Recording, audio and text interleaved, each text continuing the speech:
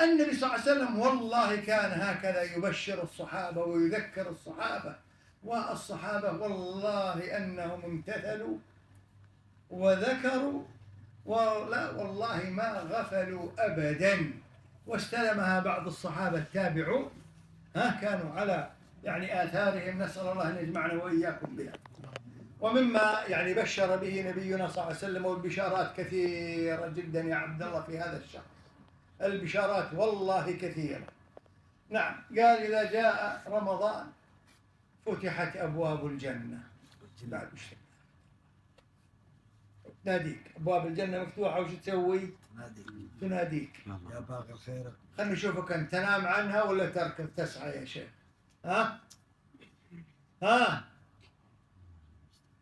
ويقول أن إذا دخل شهر رمضان فتحت أبواب السماء سبحانك ربي، وغلقت أبواب، وسلسلة الشياطين، وقيدت الشياطين، وصفمات، كل هذه ذكرها نبينا صلى الله عليه وسلم يا شيخ.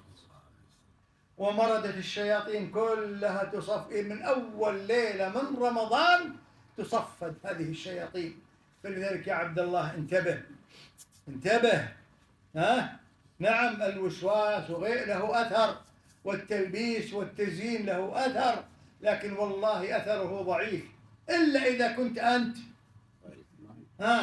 ماخذ الوكالة عنه وتقوم بدوره. تقوم أنت مربط، حاضر أنا أقوم بعملك. لا، نسأل الله العافية يا شيخ. إلا في ناس يقول للشيطان أنت استريح أنا بقوم عنك يا شيخ، أنت تعبت، أنت قاعد، أنا الآن بقوم بدورك، ويقومون بدور وأكثر يا شيخ. نسأل الله أن يعافينا وإياكم.